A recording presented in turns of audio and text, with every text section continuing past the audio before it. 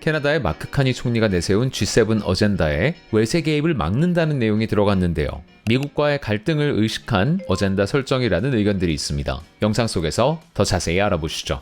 자, Prime Minister Mark Carney has outlined three main goals. 마크 카니 총리가 이번 회담의 세 가지 주된 목표를 설정을 했는데, 첫째, boosting peace, 평화 체제를 더 공고히 하는 것이고, and security, 또 안보를 공고히 하는 것이고, 자, 여기에는 이제 여러 가지가 있는데요. 평화라고 하는 것이 꼭 국제 갈등, 뭐 전쟁 이런 것만 얘기하는 건 아니죠. 자연재해도 다 포함이 되겠습니다. 평화를 disrupt하는 어떤 force로, 그죠?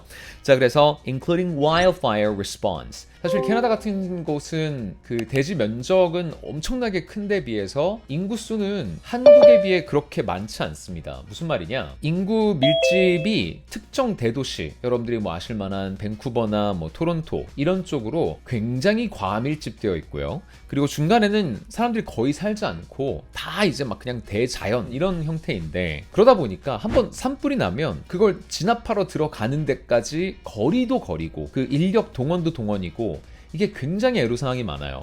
그러다 보니까 한번 불이 나면 이제 잡히기까지 굉장히 오래 걸리죠. 또 회복도 굉장히 오래 걸립니다. 근데 이건 미국도 공감할 만한 일입니다. 그죠? 미국도 한번 웨스트 코스트라든지 이런 쪽에 뭐 락키 산맥을 중심으로 해서 그쪽에 막 불 한번 크게 나면 정말 수습이 안 되잖아요. 자, 이런 것들에 대한 어떤 대비책을 같이 강구하고 어떤 시스템을 구축을 하고, 자, 그리고 and countering foreign interference. 자, foreign interference. 사실 트럼프가 집권하기 전에는 foreign interference 하면 떠올랐던 것이 러시아의 어떤 정치 공작, 러시아의 선거 개입, 뭐 중국의 산업 스파이, 정치 스파이, 뭐 이런 것들이 주로 떠올랐는데, 지금 캐나다가 foreign interference라고 할 때 제일 먼저 떠오르는 게 참 아이러니하게도 미국이죠. 가장 가까운 동맹국이라고 여겨왔던 이제 미국이, 이번에 우리가 골든돔도 공부를 해봤지만 캐나다는 또 뭐라고 트럼프가 했느냐면 51번째 주가 되라.